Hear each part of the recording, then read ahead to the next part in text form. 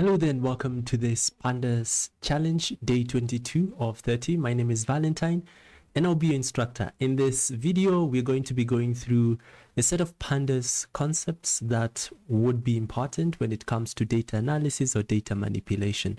So let's get started. The first thing that you need to do, go to the description section of this video, click on the practice resource link. That should take you to a page that looks like what you're seeing on the screen. Then once you get here, click on the sample practice resource, which should take you to the notebook that you can see.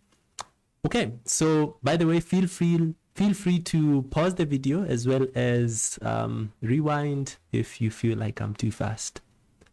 Once you get here, save a copy of this notebook by going to File, then save a copy in Drive. It should open a new copy in a new tab. You can close the original copy, which is the one that you're seeing afterwards, and then you can use the new copy. The reason is because you're going to just be able to have an own copy that you can save and refer to in the future if you need to. I'm going to be using the practice notebook. This is accessible to Afterwork members, and we highly encourage that you become an Afterwork member if you are serious about this learning journey. So yeah, so this is going to just be similar to the sample notebook. The only difference is that there are more challenges. For the sample, there are few. For the practice, there are more. And also, if you're an Afterwork member, you also get access to all the content for all the challenges in the past, as well as the solution notebook. Okay, once you get here, the first thing that we need to do, once you've saved a copy in Drive, the next thing that we need to do is to run the first cell under prerequisite. So click on that so that you are able to import the Pandas library, which we do by running the code import pandas as PD.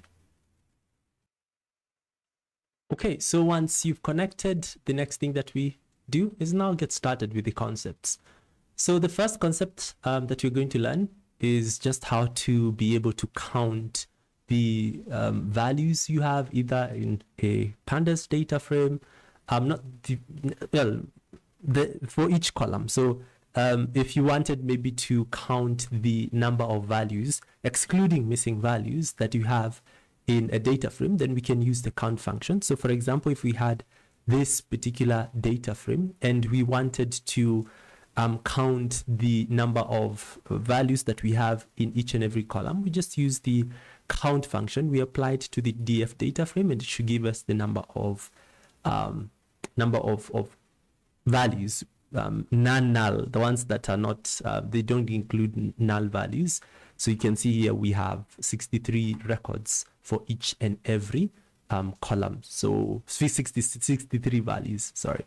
If you have maybe 62 or 60, it would mean that you have missing values for the respective columns that have fewer values. Okay, pause the video and then work on the challenge. Implement this particular steel concept using the given example here. By the way, you'll note that the theme for this particular case, for this challenge, it's airlines theme. Moving on, we might want to set and reset the index column. So the index column is the one that you see here. Maybe you want to use the flight number values. You could still do that. We could set whatever column that you want. So for example, if we have this data set that contains airlines information, just the airline as well as flight number, this is just flights, by the way, then we can be able to set the index of this data frame. Now to use the values that we have here, let's say as the index as shown. So we use the set index function, we pass the column that we want and just set in place to true to make the changes to the original data frame. Then we preview the data frame, which you can see that's what we have. You have an index as well as the rest of the data.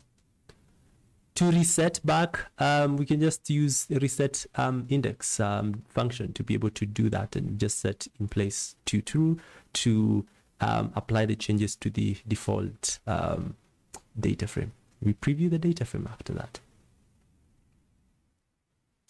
All right, pause the video and then work on the challenge. When it comes to working with data that probably might have a time zone and that you may not need and you'd want to maybe set it to a different time zone, then you can do that. Pandas provides us with that ability. So again, if we have now this is a different data set that contains information about passengers. These are just information about passengers, is in relation to airlines. If we wanted to convert maybe information about maybe the arrival time, we wanted to convert it to UTC, the UTC time zone, we can do that. The same case with EST or any other time zone that we might have. But first, we would need to, in order to work with the time data, we would need to convert it to a date time format, which we do here. We do the same for departure and as well as arrival. And then to apply a specific, or to set us the time zone for the specific column, say departure time, then and arrival time, then we use dt.tz localize, and we set the value for that we pass to that particular function as the time zone that we want, and that's it.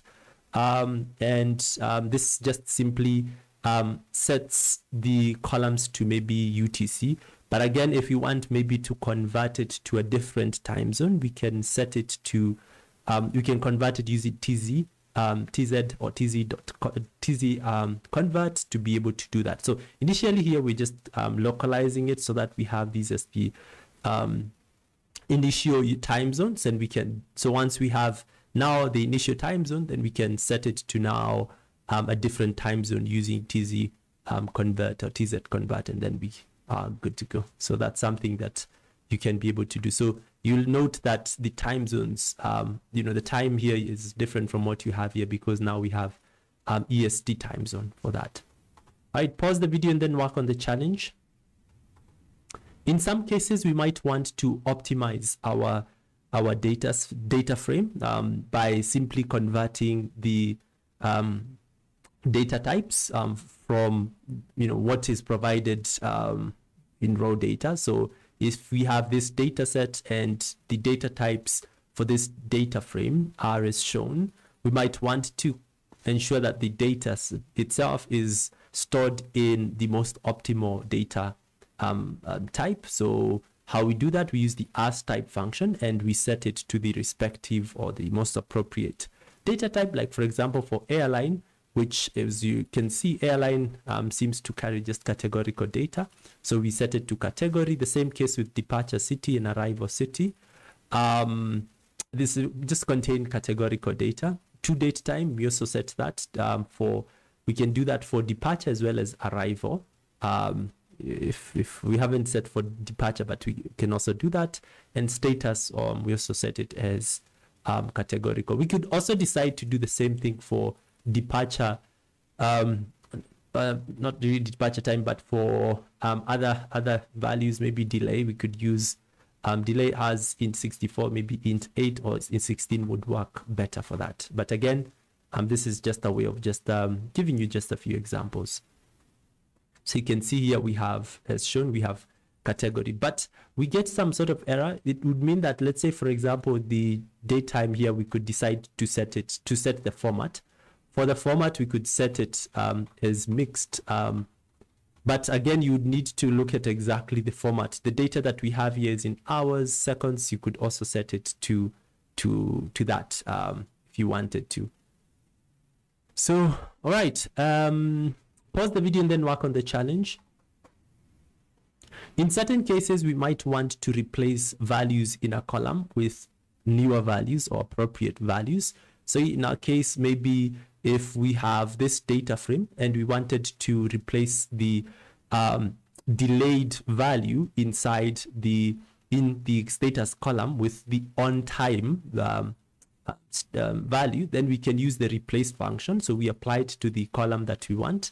And then we set, first of all, as the first argument, the original value, and the new value later as the second one.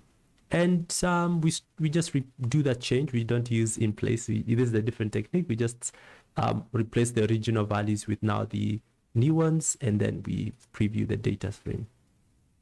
Okay, pause the video and then work on the challenge. Here, we decided to set the categorical variables. In this case, we set those values, the category, we set the data types manually using as_type function, but we can decide to use a different function to set the columns to the most appropriate ones, or the most optimal ones. We can use the toNumeric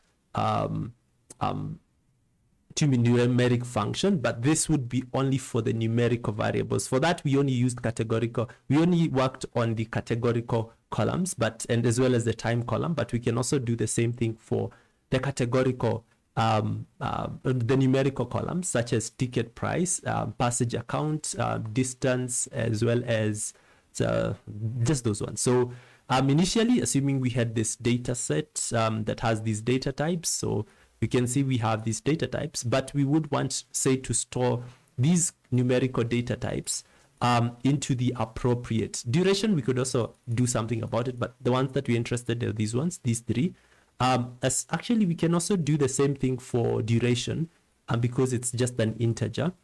So assuming that we wanted to convert these four into an appropriate to have an appropriate data type, the one that does not consume a lot of memory, then we can use the toNumeric function as shown. So first of all, we specify a Python list that contains the columns that we want to work with, which are numerical columns, and then we specify those numerical columns and apply the apply function, and then in that apply function, we actually apply the toNumeric function and set the downcast parameter to integer to refer that we want to ensure that those variables contain the the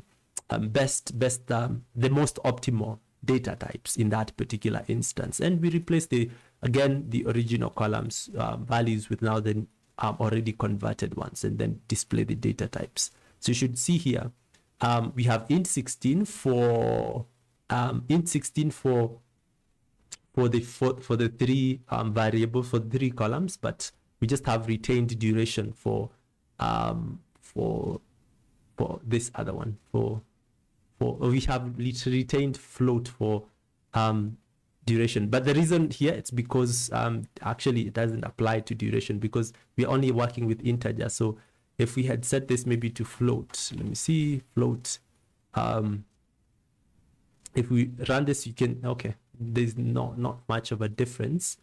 But again, it's okay, there is a float 32. So instead of float 64, we set that to float, and that will also convert the float into an optimal data type, to have an optimal data type that does not consume a lot of memory.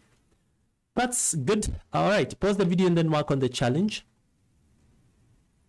In some cases where we are working on data, we could decide to save the data in a portable format that can be used by other stakeholders. And one of those formats is a Pico file. This, by the way, Pico file, this type of file, we would normally use it when we are working with machine learning algorithms. At times, we might want to package our applications using this format. We could decide to maybe package a model as a Pico file. That's okay. But now we can also do the same thing with a data set. So you could decide to, assuming we had this data set initially contains airlines data, we might want maybe to package it into as a Pico file, and we use the to_Pico function and the Pico name to package it as that. And you should be able to see it on the far right, on the far left. When we click on that, you should be able to see the Pico file there. You can change this to whatever name, but you need to ensure that it has PKL as the extension. And to read it, we can just use the read Pico function and pass the name of the file to read it and be able to display that file, which is the same file as the one that we have seen. All right, pause the video and then work on the challenge. Okay, so in some situations, we might want to create new data, especially when we are performing maybe something like feature engineering, where we might want to create new data that possibly could lead to having a machine learning model perform better. So, feature engineering, one of those techniques actually called feature construction, which just involves creating features out of existing features. So initially, in this case, we want to work with time data, assuming we wanted to create new data out of existing time data. First of all, we need to convert the existing time data to a datetime format, and we can specify the format of our data as shown here by specifying format as that. Could have put mixed, but normally you can specify it as such. And then later we could just create a new column called flight duration. This is now new data. A new column called flight duration, which will equal to, actually it's not new data, it's existing data. This is actually existing data because we already have flight duration. But if you wanted to create new data, you could also, if flight duration wasn't there, and logically, flight duration would be arrival time minus departure. You could have also done the same. But if you wanted to have exact information, exact time, we could decide to recalculate it, and maybe flight duration 2, and we can display that. So if we run this, we should be able to see flight duration 2 and compare that with the existing one and see whether there's any difference in terms of, and maybe just audit whether there's any difference. Like for instance, here there's a difference here, which means that this and this are different. This says 2 hours 15 minutes. This is 1 hour 15 minutes. I mean, that could be data that was entered incorrectly. So we've identified some incorrect data. Sorry, let me pull it up, scroll up. So you can see here we have 1 hour 5 minutes. Here we have 2 hours 15 minutes. That means the data is not clean in such a situation, and we can instead use the data that we have here. Right, pause the video and then work on the challenge. In some cases, we might, again, I think we've already covered this step where we convert the string data or existing data, that is in whatever format, assuming it's datetime information, we convert it to a respective datetime format. So that's what we actually do here. So in this section, so we have this data set, and we might want to work with this date as well as this date. But to work with it, first of all, let's display that information. So this is just information. That's, if you check d types, df.d types, to check the data types, we can see that for departure time, and arrival time, these ones are stored as strings, which objects in Python or Pandas would just mean it's just string data. We can convert that using the toDateTime function, which we pass the column, the respective column, and we replace the original columns with the new converted columns, and then we can preview the new column. But here I should have put dtype, so just to check the df.dtypes, and run it. You can see we have now a datetime format as opposed to the string format that we had. And this just gives us access to other functions that we can apply to such data. All right, pause the video and then work on the challenge. All right, lastly, we can calculate time difference between maybe time and departure, which actually we have. This is just one of those concepts that's repetitive, just to help us to just be able to practice a bit more. So assuming we had this data set, we wanted to get the flight difference between arrival and departure, then we can perform that operation by simply using the minus operator. That means, again, once you have converted the date to a datetime format, then we can display the output of that. You can see the difference. All right, pause the video and then work on the challenge. Okay, so that's it with regards to this learning experience, or to this challenge. If you found it valuable, be sure to give this video a thumbs up. It just tells us to continue producing more of such videos. And also, if you'd want to be informed when we post such future learning experiences, be sure to subscribe, and see you in day 23. That's the next challenge. Bye-bye.